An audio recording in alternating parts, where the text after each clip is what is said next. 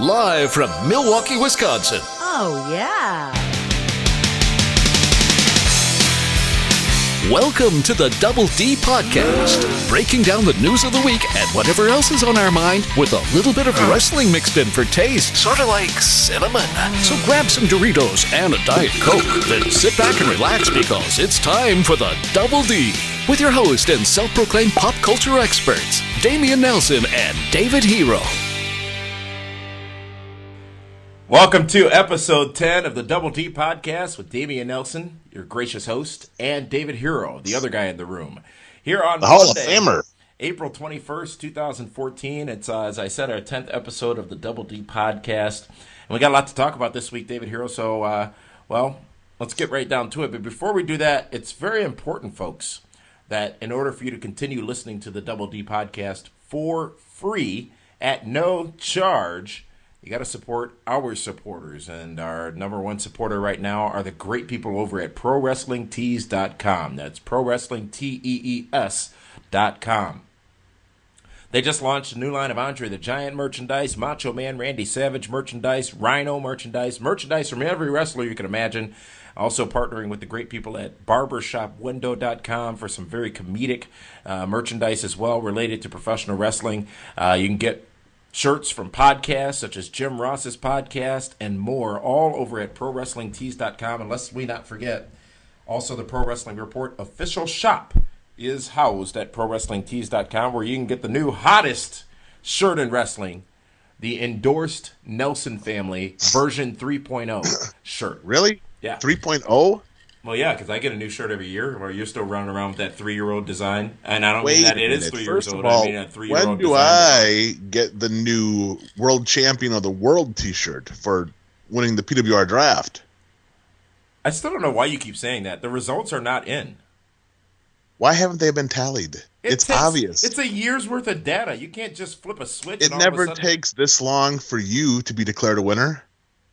Well, because this year, because of the integrity questions you've raised about the results of prior years, I'm making sure that the accounting firm goes over it with a fine-tooth comb and a very sharp ink pen repeatedly before they release the results. And I understand this Saturday on primetime. This Saturday on primetime, we will announce the winner of the 2013 PWR draft. And by the way, folks, that winner is going to be me. You know, did you hire twice? Wait a second. Hold on. You didn't get the same accounting firm that works for Malaysian Airlines, right? Because they can't find anything, any numbers or any pings or whatever. An accounting firm has nothing to do with pings. Didn't you see Wolf of Wall Street? No, I have not. Well, that wasn't an accounting firm. I watched that movie over the weekend. Now, I'm a fan of anything Scorsese. No, I have young kids around the house. I just can't watch anything. Yeah, give me a break. What's your and Cal's favorite show on Comedy Central? Yeah, I'm waiting. A 4-letter word. Tosh? Yeah. Yeah. Which is just as bad as anything you're going to find in Wolf. Actually, it's not as bad as Wolf of Wall Street. Here's the thing. Anything Scorsese, you got me signed up. My money's in the cashier's window, and I'm buying a ticket, and I'm going to see it. And you did it. You bought it on pay-per-view. Well, I bought it. I mean, somebody's getting that money, $5.99 from Xfinity. Ah. So I do this, and I'm like, Wolf of Wall Street, I can finally watch it. I'd heard about all the F-bombs that have been dropped and whatnot. I was ready for that, but I'm still not sure what the point of the movie was. Normally with Scorsese, you're getting some good stuff. Gangster movies, obviously, the mob movies. You know, you look at Casino and you look at Goodfellas and The Departed and things of that nature, and it's always a good story that's told of triumph and tribulation. This, I missed something. It just wasn't. It was all sex, drugs, and stock options. Oh, yeah. That's who. Then you didn't miss anything if you got all that in there. Well, now I want to watch it. I'm sure you do, yeah. Of course. I think they might have chronicalized one of your stories in that movie, by the way. Oh, did I say that? My stories? I don't have stories. Well, again, back to ProWrestlingTees.com. The stock options one. I got you. ProWrestlingTees.com. You can go there right now while you're listening to this. Please support them. They are a great group of people, great shirts, great merchandise available from the world of professional wrestling. And also, in order to fit into those T-shirts as best you can, Don't just buy a Smedium, but get your workout maximized with Cellucor. Cellucor, of course, the maker of great supplements, many of which you can find at your General Nutrition Centers, GNCs, all around you. However, there's no need to pay GNC prices for Cellucor products. You can go to cellucor.com. That's Cellucor. Cellucor, cellucor.com. Enter the code PWR show at checkout and save 20%. Now, let me just say, I've been using the Mango Peach Super HD powder. It's absolutely fantastic. What does that enhance? It enhances everything, all my senses. Everything? Yeah, everything. Yes. But then you also need to start off with the C4 before your pre-workout mix, and that's absolutely tremendous also. Isn't that dynamite? Oh yeah, that's how you get jacked. You got to get some dynamite in your system, and that's why you use the Cellular C4, and then you got to take the Cellucor Peach Mango, because that's my favorite flavor on the planet, and that's in the Super HD powder form.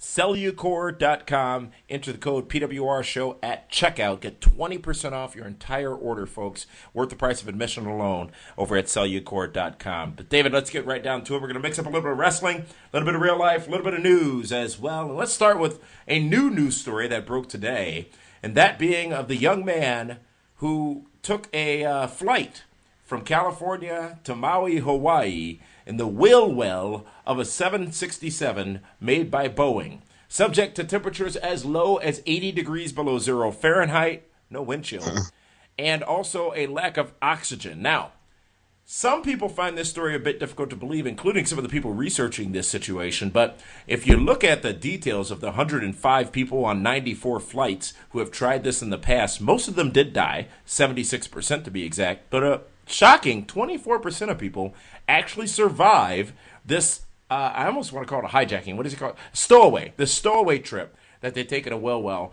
And, wow, I can't imagine. Firstly, how did this kid get on the runway and up into the wheel well of an airplane in the United States of America? Well, yeah, that's the thing. And then they said they have video of some kid jumping the fence. Why didn't they shoot him? No, not jumping the fence. They have video of him coming out of the wheel well of the airplane. No, but he jumped the fence to get in the plane. Oh, I'm sure he did. Shoot him. Then that stuff doesn't happen. Let me tell you Seriously. this. So, why don't they... Wait. They let the plane go in the air knowing somebody hopped a fence. Mm-hmm. Yeah. I'm just saying, we could have had Malaysia all over again. So, let me put it in perspective here. We talk about airport security and things of that nature. I don't think I've released this information publicly, but me and my wallet parted ways down in New Orleans during WrestleMania week. Oh, I heard about that, yes. Yes. Caused all kinds of shenanigans, well, all kinds of grief, all kinds of strife. Still fixing a lot of that, by the way, because it's amazing how stupid some of the credit card companies are. One of them didn't even bother canceling my card. That was, I'm not even going to mention the name because they fixed it so tremendously by shipping me a new card overnight. Well, then they should be given props for fixing a bigger problem. But if I mention the name now, then I will also disclose that was the company that didn't cancel my card when I called them and told them it was stolen. All right. Catch 22. Discover should have known better. Just want my 5%. So I don't have a driver's license. I have a driver's license. I have a valid driver's license, but I don't have a driver's license. I don't have the physical card with me because someone felt they needed it more than I did. So, yeah, who wants to be you? Well, I mean, that's yeah, I guess some people. Yeah, I guess. So now this happens to me the first night in New Orleans. We're there for 6.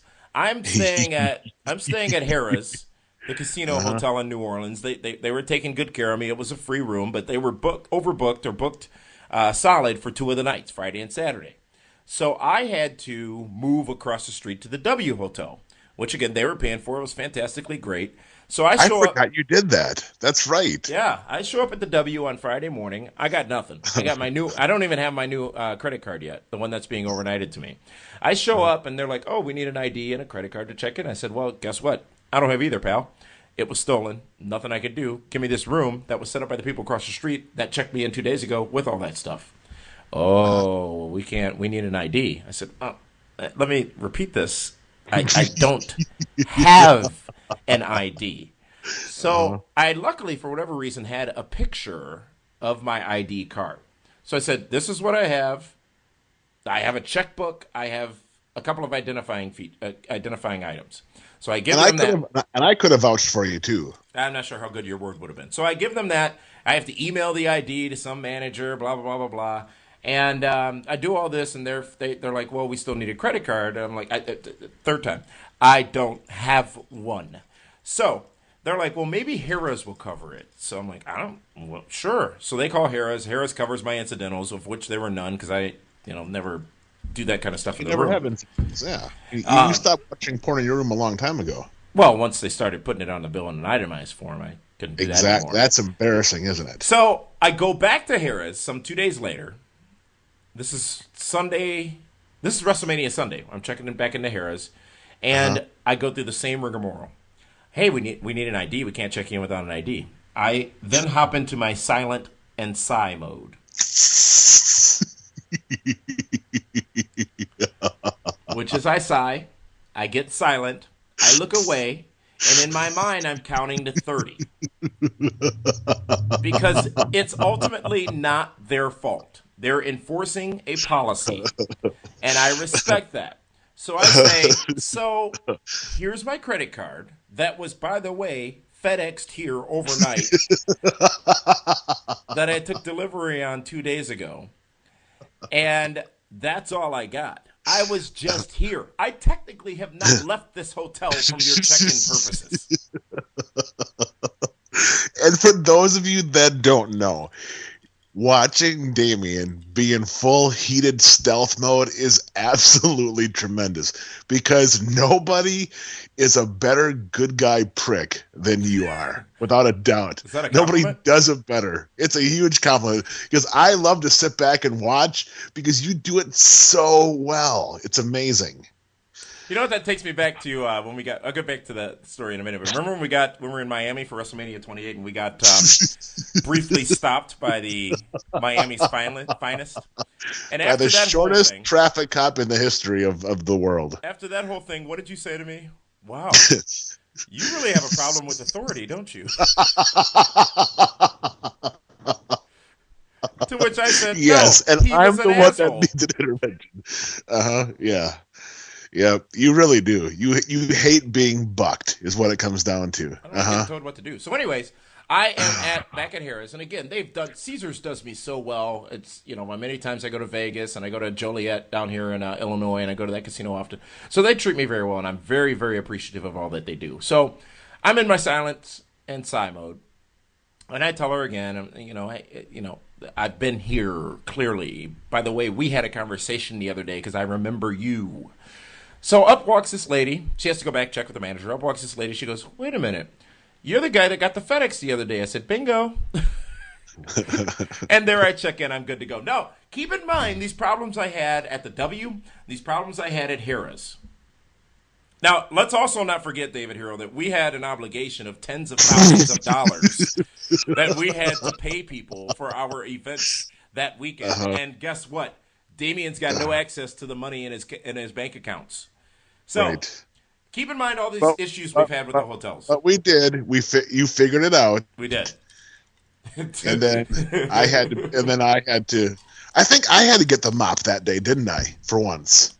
For the first time in the history of us, yes, you had to clean up my mess. Yes. Yes. Do we dare tell that story? You know what? Maybe later. That's Should a good we? one. But let me finish the ID story. Hello? Hello. Let me finish the ID story. Okay. So Oh, yes. Monday morning, I get to the airport. Now, I've called Southwest Airlines and said, look, we got an issue. How does this happen? How does this work? I was a hand grenade in a hurricane deep, so I don't know what they said, except that there was a solution. So I said, okay, great. So I get to the airport. I check my bags. I tell them, hey, they need the ID for that.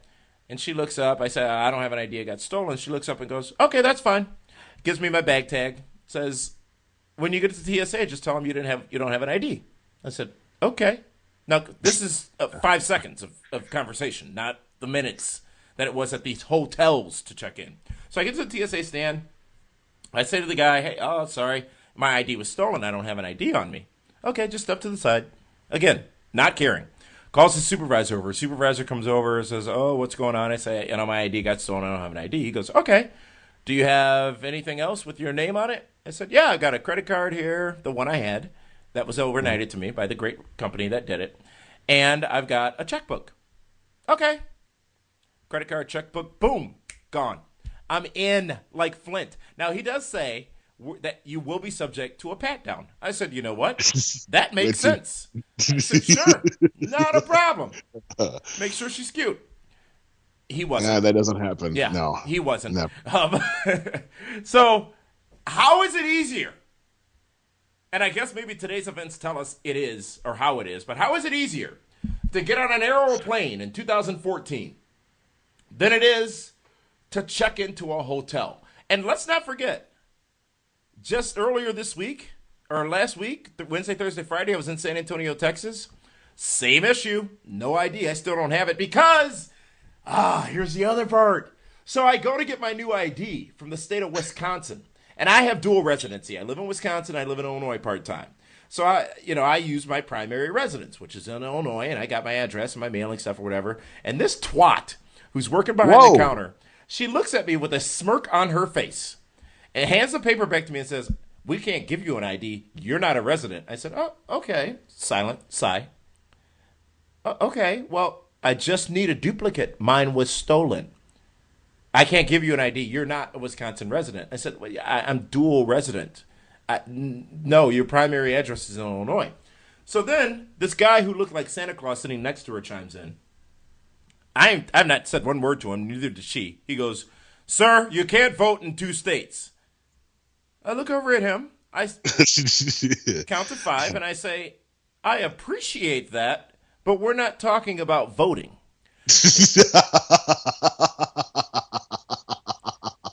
And he's like, if you have 2 IDs in 2 states, I'm not mentioning anything about Illinois ID. If you have 2 IDs in 2 states, that's a federal offense. You can't vote in 2 states. Again, I appreciate that, but I'm here to get a new driver's license because, oh, by the way, when I called Illinois, guess what they said? You have to have your Wisconsin driver's license to get an Illinois driver's license. So I'm in quite the conundrum. Oof, I hate that word. So I fly again last week.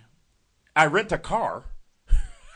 Without a driver's license. Without a driver's license. No worries. Holy crap. So now I've got to get my birth certificate, my social security card, all of which is a whole nother chapter in order to turn those things over to get my driver's license with the state of Illinois to replace the one that I have that is valid for several years now through the state of Wisconsin. United States government and your bureaucracy and your red tape can go straight to hell. It should not be easier for me to get the easiest part about losing my ID and not having one since WrestleMania has been getting on airplanes.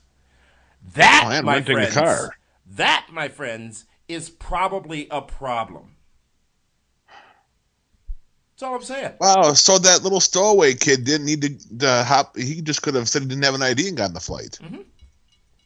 Yep, absolutely. Wow. Absolutely. And what's the moral of this story, Damian Nelson? Put your wallet in your front pocket when you go to New Orleans. Absolutely. And I knew this. Yes, you should have. I knew this, but at the time, I was not cognizant and aware enough to make that transition. And the funny thing is at one point that night, you were more cognizant than I was.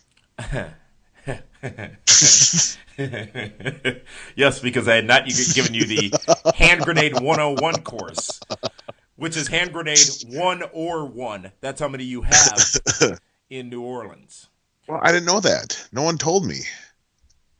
Well, none of us were as drunk as Justin LeBar was the whole weekend, though. Well, yeah. I mean, he's pickled. He got obnoxious. My gosh.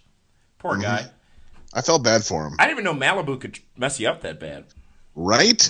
Exactly. And then, one of these days we're going to have to shoot the picture out of him laying on the street next to the bum, taking his nap, sleeping off. I kept Maybe LeBar took my wallet. Primetime players, but he wouldn't listen, He kept saying, millions of dollars. I was like, whoa. You know what? That part's true. I know. All right, so that's the Chronicles. That's only one chapter of the shenanigans in New Orleans you didn't hear about. It's nice that the story is about you for once. Oh, I It have really my is. problems. I'm not. I'm ready to admit that. I'll admit that I have my issues. Oh yeah, we had him. We had him that week. Oh God, I forgot you had to switch hotels. That's how much of a bubble I was living in that weekend. Well, that bubble almost got burst when you hopped into a car with several $1,000s in your pocket, and that car was not an official vehicle for transporting passengers in New Orleans. Let's talk about the end of that story. Do you really want to talk about that Oh, now? absolutely. Here, I'll summarize it before you get into it. All right, so this is Saturday morning. First time we can really address this issue. Money's been wired between accounts, blah, blah, blah, blah, blah. First time we really could address this issue. We're to be at WrestleCon at 10 to meet the 8 talents that we have booked there. Kevin Nash is Yes. pissed at us. We are in a cab where this guy probably just got off some kind of boat that morning because he didn't know his way around anywhere or could understand what we were saying. And Linda and Frank were left in charge. I guess that's the summary.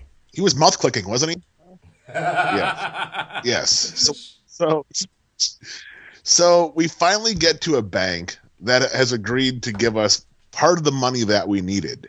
The money that's in our accounts. Our money. Yes. Unfortunately, I didn't know that I had to call my bank to raise my withdrawal limit, you know?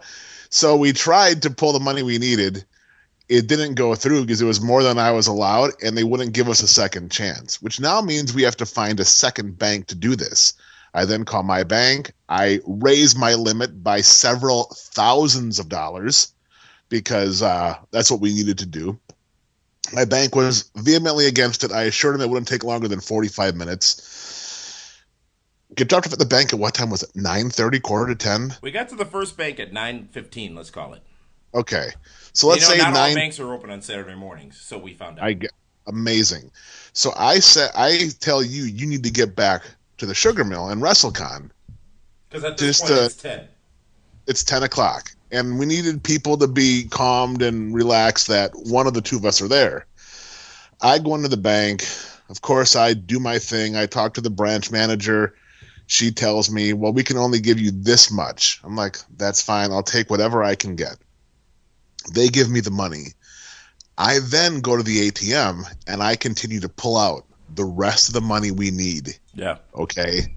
So now put it this way. I've had a lot of money on me at one time before, but not quite like this. Mm-hmm. And the cab that took Damien back to the Sugar Mill was supposed to come back to get me. We arranged that. We gave him your phone number. We gave him your location. We gave him everything. He was coming back to get you. He dropped us off at that bank. Right. He knew where he had to come back to. Yep. I waited almost an hour. And now for people that don't know me, I have very little patience. Like, ridiculously little patience when it comes to stuff like that. I'm calling different taxi cab companies. Nobody's is going to come to get me. This man walks out of the bank. I look at him. I go, hey. I will give you $60 to take me to the Sugar Mill, but I need to go right now. Now, keep in mind, I've waited over an hour. Yeah. The guy looks at me. Now, keep in mind, I'm a legit 6'5", 280, 290, okay? And I'm irritated. So I look a little pissed right now. He looks at me. He's like, you got a gun or a knife on you? I go, nope. I go, but I need to be at this building. I was supposed to be there at 10 o'clock. Nobody is helping me. Can you do it? Yeah. And with I'm sure, desperation plastered all over your face and in your words. Absolutely. Absolutely. And keep in mind, I'm 6'5". This guy, if he's lucky, is 5'8" on a good day. Yeah. He's like, I'll take you there in first class. We hop into his car. We start What kind driving. of car was it? Maybe like a Ford Focus, something small, or a Ford Festiva. It could have been worth what you had in your pocket. I could have bought a new car with what I had. So as I put my seatbelt on, and I'm thinking, oh my God, I have at least 4 zeros in my pocket with a number in front of the 4 zeros. Okay? I'm going to die in New Orleans. I'm going to get mugged. I'm going to get shot, and they're going to steal all the money. So I put into my GPS on the phone the address of the Sugar Mill. and I press directions. I looked at him very calm, very positively as we started driving. I says, hey, listen, just so you know, if we veer off this GPS, I'm going to knock you unconscious. And I meant it. I really did. And that's okay if you say it calmly and politely, I guess. Huh? Well, listen, I'm not going to die. Okay? And besides, my last meal is not going to be a beignet at Cafe du Monde. All right? That ain't going to happen. Eaten, yeah. So he's like, big man, don't worry. I promise I'll get you there. And this man was a freaking saint. He got me there like in 10 to 12 minutes, told me all about New Orleans. His father was a jazz singer. I had given him his $60. He gave me his number. He goes, if you need anything else, you just call me. And I appreciated it. He told me he didn't like wrestling. He thought it was fake. But I'm like, I didn't care as long as he got me there. Yeah. And bless his heart, he got me there. And I will admit, I don't think I was very concerned for the well-being of myself because let's face it, New Orleans is a crime-ridden town. Yeah. You know, and I can't believe I did it. I mean, thank God I told him I was going to knock him unconscious if he would have veered off, you know, because, you know, and he wouldn't have. He was that good of a human being. Yeah. But I just had to put a little bit of fear of God in him because the fear of God was already in me. I had to give it to somebody else. Right. So I got there and I just looked at you and I was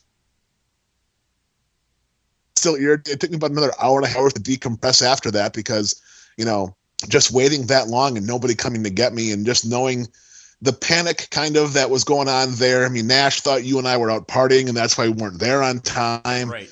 You know, so yeah, but it all worked out in the end. Everybody, you know, it all came together. We had a good time and bless Frank Cosentino's heart for getting the wrath of Big Sexy for a little bit. And you know. As Frank said to me on the phone, I'm here. I'm at the sugar mill with a very upset Kevin Nash. Yep. So, but yeah, I mean, but we did it. I mean, and what a great story. At the end of the day, it's a fantastic story. Mm-hmm. And it's one that I am very proud to share just because of that one line that I got to deliver that I never thought I'd have to tell anybody. If we veer off the GPS, I'm going to knock you unconscious. Speaking of one line that you got to deliver, I understand you were out the other night and heard some guy get into it with some other guy and he used like this line that is just fantastic. Like you want to put him in the Hall of Fame. Gosh, it was absolutely amazing. We're going to hit that after the break. Yeah, fantastic. But anyways, New Orleans was fantastic. We didn't get a chance to, you know, with the Ultimate Warrior passing away and then having to talk about wrestling last week. We didn't get a chance to really talk about shenanigans and whatnot. But I do want to say this. I can't even remember half the people we ran into and or met, but here are the highlights from me. Cat's Meow, highlight beyond belief. Spending some time with and talking to Lillian Garcia, who did an impromptu concert at the Cat's Meow. Who else passed through there? Dolph Ziggler, Zack Ryder, Lita, Chris Masters, Tommy Dreamer, several times passed through there, and we're all just having a grand old time. What a great place, Cat's Meow. When I lived in New Orleans, that was my staple, that was my hangout, and it was good to be back there. But we also met so many great fans in New Orleans, David Hero, to the point where it was almost overwhelming, and not in a bad way, where every time we turned our head, somebody was saying, hey, look, it's Damian Nelson, the star of the Pro Wrestling Report. And I mean, that was really, really, really awesome to get a chance to meet. It was amazing. And then when they realized I was there, they're like, well, holy shit, it's the Hall of Famer. Forget the star. This guy's in the Hall of Fame. We got a chance to hang out with our peeps from CSR, Justin LaBar, Brian Gulish, Josh Eisenberg. Always great people. Just really, really enjoy them. And, you know, I don't know if you realize this, David Hero, but Josh Eisenberg and I we're brothers, but separated at birth and from a different mother. It's always good hanging out with Izzy. And then, of course, got to meet the Solomonster, who does a podcast as well, and had not had a chance to really listen to his work until after meeting him, and great work over there on his site as well. And that's what's really great about WrestleMania. I fear San Francisco won't be as great because Bourbon Street is a coming together place, and really, I mean, we've been to so many WrestleManias. How about that dinner, though, we had, though? That dinner with Al, you, and Frank earlier in the night. That dinner we had, remember? At the fried alligator, whatever we were eating at. Oh yes, no, we ate everything at that restaurant. Yeah, we did. Yes, it was amazing. The people that we encountered was absolutely tremendous. And you know what? San Francisco will be a letdown, so let's not have any expectations. I think the most randomest of nights was 4 a.m., 5 a.m., no, 4 a.m., bumping into Rey Mysterio somewhere on Canal Street. He's walking alone. We're like, hey, Ray. And we just start talking like I actually knew the guy, and I've only met him 2 times before. And then shortly after that, 5 a.m., bumping into Frank the Clown. You know, you've seen him, David Hero. The guy who goes to many wrestling shows with clown makeup on and whatnot. Bumping into him at 5 a.m., just, again, randomly walking around town on pick a night where I only got 2 hours of sleep because it was every night that I was in New Orleans. I only got 2 hours of sleep. But that's what you do, and that's what WrestleMania is. Maybe Ray lifted your wallet. Sweet Jesus. I never even gave that a chance. I mean, he's short enough. He could have just walked right by and slapped you across the ass and grabbed your wallet. I'd have never known. Huh. Well, anyways, so that was WrestleMania. Hello. Thank you to everybody we met down there and all the new people that we met as well. And to that asshole at the Superdome named Al Helms, who is some type of executive assistant, who I am the most, who is the person I came the closest to knocking the fuck out the entire time I was in New Orleans. Where was I when that happened? Remember, we got to the stadium a little early, and I had called earlier to ensure I could bring my gear in to the suite. Was told yes until I encountered this jackasshole who... the letter has been mailed, by the way, to the corporate office, to SMG that manages the building, and he will lose his job as a result of his dealings with me. But be that as it may, great time in New Orleans, and I think we're going to close the door on that, put an end to that, and it feels like we should take a break now. We got so much we didn't get to yet. We're going to talk about Kevin Nash versus Piper on Twitter. We're going to talk about the Warrior Week experience on the network. We're going to talk about the ferry that sank and an amazing story that you saw happen live in front of you at a bar in Milwaukee the other week, which is just too good to be true. So for David Hero, this is Damian Nelson. We're going to take a timeout. It'll be brief, so don't do too much during this timeout because we'll be back in about 30 seconds here on the Double D Podcast. Hi, gang. Mean Gene Okerlund here. You are joining me in watching Pro Wrestling Report, hosted by my very dear, close, personal, longtime friend, Damian Nelson, and his sidekick, Dave Hero. Keep on watching, and we'll keep on cooking. You're listening to the Double D Podcast with Damian Nelson and David Hero, but you already knew that. Like, seriously, you did. So just follow us on Twitter where we use our real names, at Damian Nelson and at David Hero. Welcome back to the Double D Podcast, folks, brought to you by ProWrestlingTees.com and Cellucor.com. Damian Nelson and David Hero coming to you here on the Double D, on iTunes, on Stitcher Radio, on PWRshow.com, and more. And we appreciate you guys subscribing and downloading the app or the podcast here from the Pro Wrestling Report. And again, appreciate just the thousands of you who listen to this each and every week. It's a bit humbling and surprising to us because a lot of times we don't talk about jack, including this week where it's just all been about shenanigans. And the shenanigans continue when we get to an amazing story later. But before we get to that, David, here, I want to talk about some of the things going on in the world of wrestling. And one of them developed over the course of the last 2 nights. And you always know that it could be a problem when at 2, 3, 4 in the morning you start getting those tweet notifications from one big sexy Kevin Nash. And this time was no different because Kevin Nash had a bit of an issue with Roddy Piper. And it started with apparently something that Roddy Piper said about Nash on his podcast about an issue they had in WCW and about Piper's feelings about Nash, to which Nash responded on Twitter that Piper is a deranged old man, and it sort of escalated from there. So now it seems like things have settled a little bit. X-Pac has gotten involved. Piper's doing another podcast, but I didn't know there was heat there between Piper and Nash, David. Oh, yeah.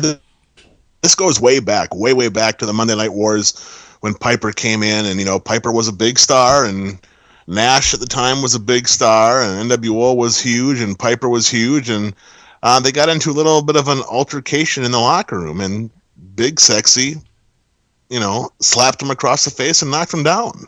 Whoops. And I remember Nash telling me the story, and I've heard from other people as well that it did happen. And Piper's always been a legit tough guy and never backs down from a fight. And maybe he doesn't remember how things went or has a different version. I mean, I've worked with both guys. I like both guys a lot, and just interesting that so many years later this is still coming up and is a topic. And we'll be in Chicago this weekend at C2E2 with Big Sexy Kevin Nash, and we'll have to ask him about it again and maybe get an exclusive for Pro Wrestling Report prime time. We tend to do that kind of stuff.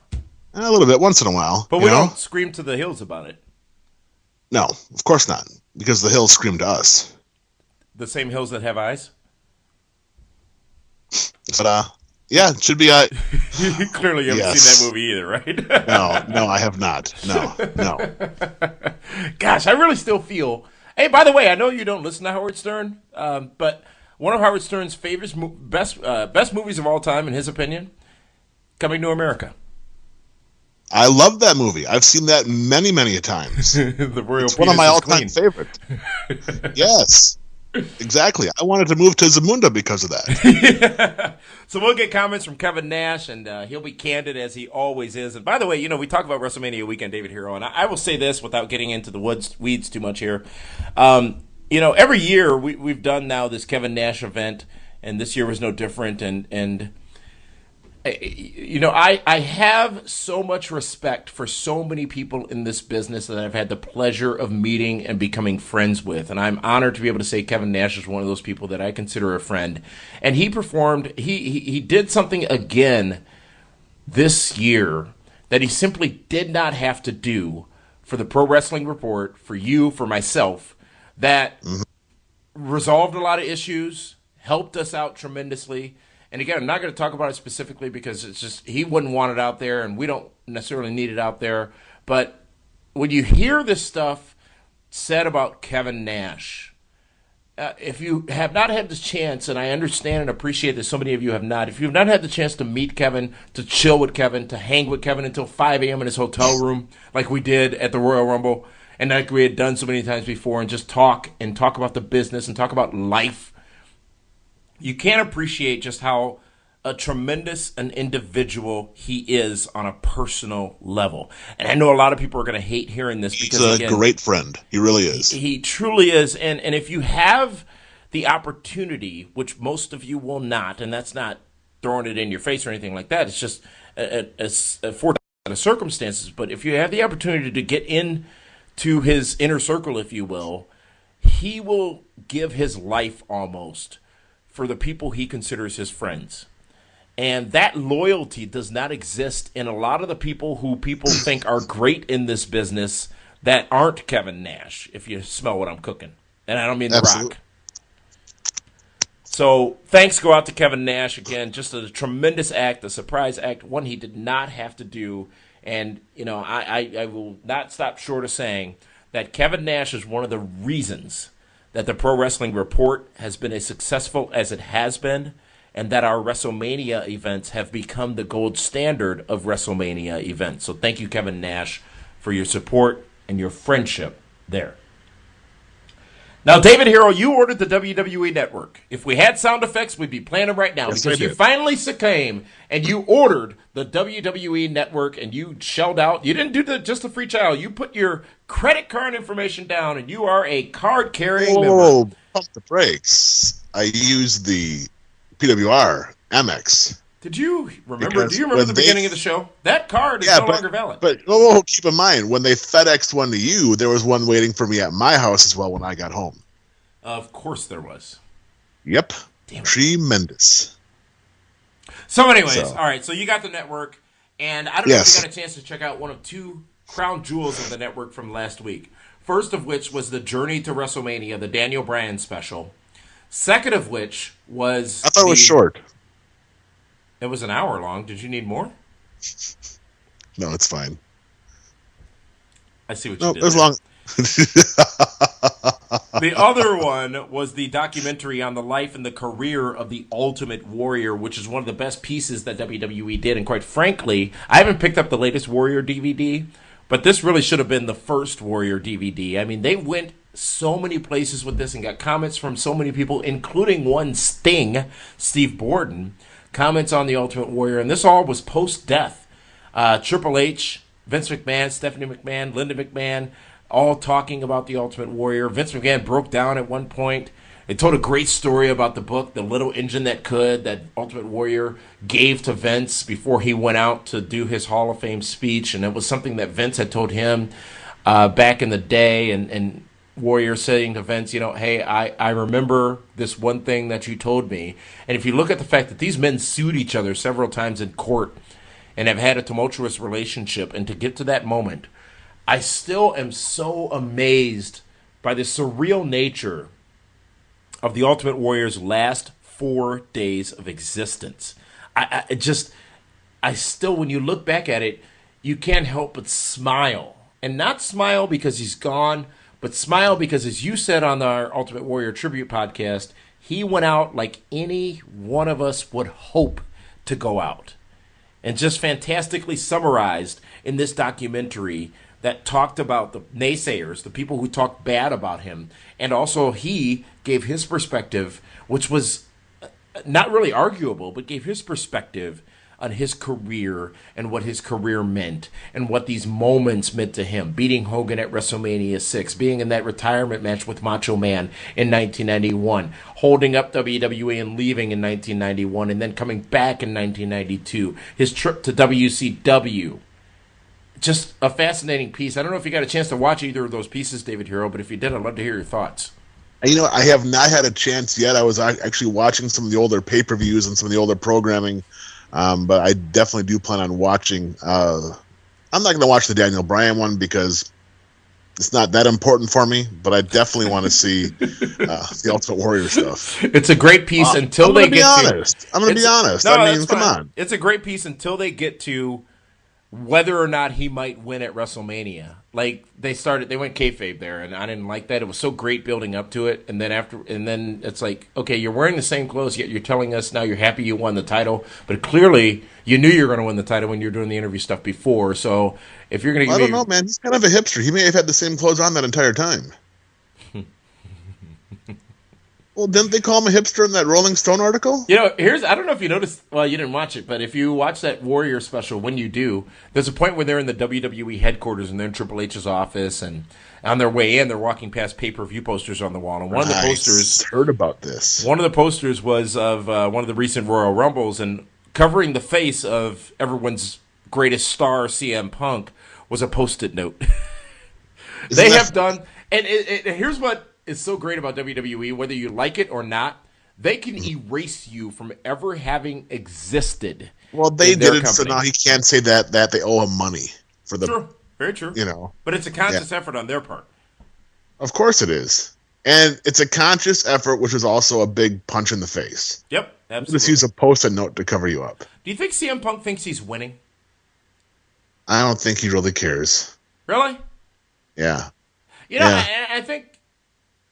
And I don't want to go on a Punk tangent here, so I'll leave it at this. But I think as long as, and this is going to sound corny and I don't want it to, but as long as he's happy and at peace with himself.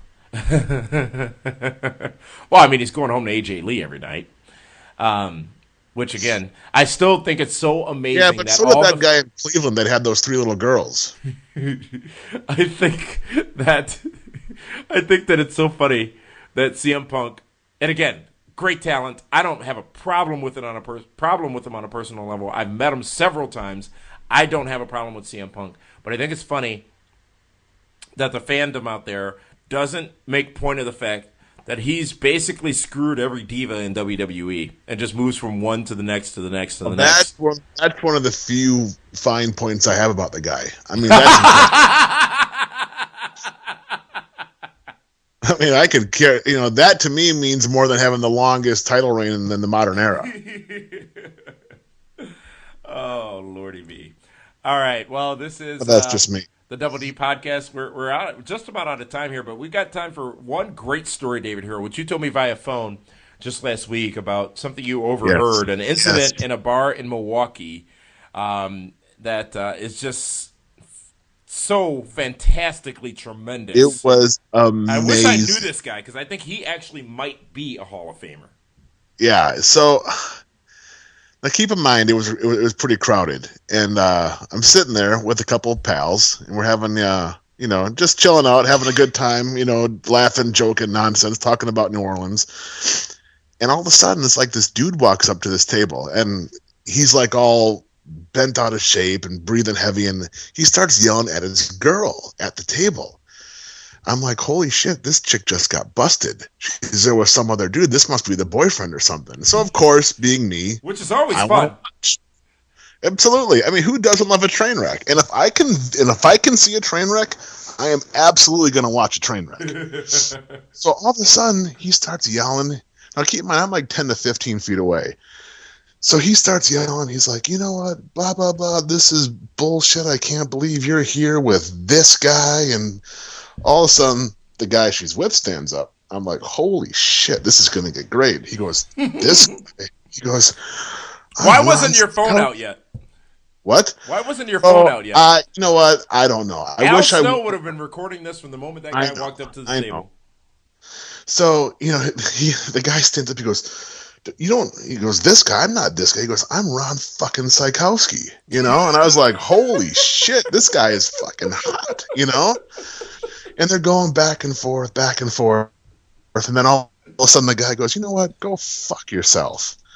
And this, honest to God, if I would have known, I would have stood up, clapped, and bought this guy any drink he wanted in the bar. He goes, fuck myself. Why should I fuck myself when I'm fucking your girlfriend? Oh, no. There it is. Home run. Holy crap. And I swear to him. Said that to him in front of her. I thought she was going to die. This dude looked like he just took a Patriot missile to the nuts. Okay?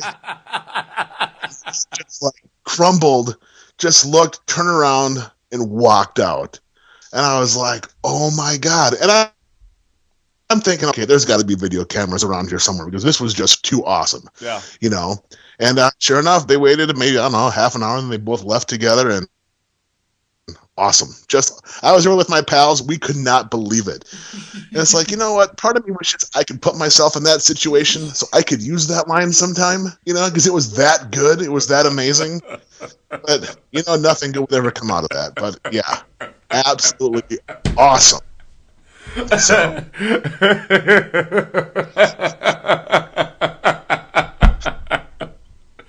Wait, what was his line again? Please, I can't hear that enough because to come up with that on the fly is absolutely tremendous. The guy goes, why don't you go fuck yourself? And then he goes, fuck myself? Why should I fuck myself when I'm fucking your girlfriend? That's some cheater shit right there. Telling you, I was waiting for, some TV cameras to jump out and, yeah. It was because this guy came in beeline for that table. Yeah. Now, which part of Milwaukee were you in? North side, south side, downtown? That was east side downtown. Oh, thank God! If you were north side, you might have been. You might have been an innocent bystander. Yeah, absolutely. Yeah. Mm-hmm. So, yep, interesting stuff. And of course, I'm glad I was there. Damien, you would have damn near passed out laughing if you had been there. So, I passed out laughing just listening to this story. Oh, it's amazing. Once again, you can't write that stuff. It happens. These stories always happen around us. We always witness everything. And as you said, if we were to ever write a book about these experiences, we'd have to change so many names. There'd be a lot of Ron Sikowskis. And so many people would think that these stories were made up. Sweet Jesus, you can't make this stuff up. No, and the best thing is, it's you and I, we always have a story. Right. And people are always like, oh, bullshit, that doesn't happen. Yep. They spend time with us. They're like, wow, you are not kidding. That really does happen. All we do is exist, and shit happens around us. I mean, look what happened to us in New Orleans on Bourbon Street on a Wednesday night. Sister. I think I almost got married on Bourbon Street on Wednesday night. Yeah, I got engaged. Follow her on Twitter. Come on. know what? We didn't talk about my WrestleMania moment, though, David Hero. And I know you picked on me, Billy Gunn picked on me, Paula, his wife, picked on me. Everyone picked on me for it, but you know what?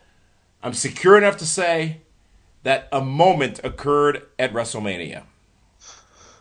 What was and that? as much as you tried to ruin this moment for me by texting me pictures of you and a certain someone and their wife. Wait a minute. That sounds weird. Don't say it like that. Pictures with your clothes on in a hotel lobby of you and a certain someone and your wife. While what am I doing? Carrying the PWR brand, editing, uploading, posting. We got to tell that story. That's a great story. We got to tell it. So, Thursday morning, I go over to meet Billy Gunn's wife, Paula, because she wants to do some sightseeing around New Orleans. And I don't get up before noon, so that wasn't happening. No, and let's face it, bless your heart, you were editing the show. Yeah. Because you had to make sure that Karina didn't get the boobs shot on TV. Yeah, we did get flashed. Right, exactly. So I'm sitting there in the hotel lobby waiting for Paula, and I'll be damned. Here comes Cody Rhodes and his beautiful, gorgeous wife, Brandy, walking down in the lobby. Cody looks at me. I'm like, hey, Cody, Dave Hero. He's like, holy crap. I didn't realize you were that tall. That's like the hashtag for me whenever someone meets me for the first time. And same thing with his wife. He's like, oh, he goes, where's Damien? I'm like, dude, it's not even noon. He's not up yet, you know? I go, hey, let's do a quick photo op so I can send it to him. It'll drive him nuts. So Paula comes down. We take the picture. I send it to you, and you were shoot hot. I know you were because you called what was a-hole. That was my response. One asshole. Yeah, that was my response. I was shoot hot. I was shoot pissed because I've been singing the praises of Cody Rhodes for years, and I actually had never met the guy. We've talked before, but I've actually never met him. And I'm like, this motherfucker. He is. I'm working. He's just grab-assing, shooting the shit, and there he goes. He meets the greatest superstar in professional wrestling, Cody Rhodes, and his beautiful wife, Brandy. Yeah. And then sends me the picture. Some stuff you got to keep to yourself. That's one of them. I always send you pictures. But here again about the randomness that happens in our life. Yeah, you do. Yeah, you, Jack, and Janet, Jack Tripper and Janet and Chrissy Snow. So in the randomness of things that happen in my life, in our lives. So what does Paula do that day after we're hanging out? She's like, hey, I got you guys ticket to Access. You want to go? Never been. Yeah. Sure, let's go check it out. You ask me on the way there, hey, I wonder who's appearing tonight. I'm like, I have no freaking idea. No clue. So we get in. We're there for 4 minutes, right? Right. We walk up and we're like, hey, there's Cody and Goldust. Now, Goldust I've met many a time before. Dustin's a great guy. Always great talking to him. Goldust is a legit, true to his heart super friend. Yeah, he's a fantastic individual. Absolutely. So we walk up. We're standing at this barricade. We look up, and I'm like, well, there it is. The guy you met this morning, Cody Rhodes. 1,500 people. 1,500 people in line ahead of you. Yeah, and we're standing off to the least. side. Oh, at least the queue is full. We're standing off to the side. We're not like awkwardly standing there or anything. We're there for like 10 seconds or whatever. We're getting ready to move on because we haven't seen any of Access. And what do Cody and Goldust do? They get up and walk over to us and shoot the shit for a few minutes. And I finally get my photo with Cody Rhodes. How good did that feel for you?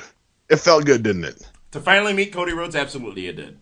Yeah, absolutely. Yep. And I was happy for you because I know how important that was. And Goldust and Cody very gracious to stop their Access signing and walk over to say hi and take that picture with us. And two guys from a TV show in Milwaukee. Yeah. And the best part was that Goldust stood next to me, and Cody, of course, was next to you. And Cody gave you a bit of a frowny face. He was not too pleased in that brotherhood picture that we took. Yeah, he knows I'm a star. Right. No, but here's why. But here's why. Let's be honest. He even made the comment. He said, my height is obscene. Cody's actually taller than me, and I'm 6'1"-ish. Well, you know, when him and I took the picture with his wife, he made sure to take an extra foot or 2 steps closer to the camera to be almost as tall. Will you stop? You're lying. You're lying. It's the truth, bro. Absolutely lying. So, but hey, I'm going to be in Chicago this weekend with you. We got the C2E2 convention down there. Oh, really? Yes. That's this weekend. I thought it was next. No, it's this weekend. Kevin Nash, Ken Anderson, Al Snow will be down there with us, having a good time. Shenanigans. We'll probably swing by the squared Nash, circle. Anderson, and Snow? Yeah. Is there a wine embargo this weekend? Because I'm not sure I can do that again, dude. Have Big Sexy, an asshole, and head. That's all we need.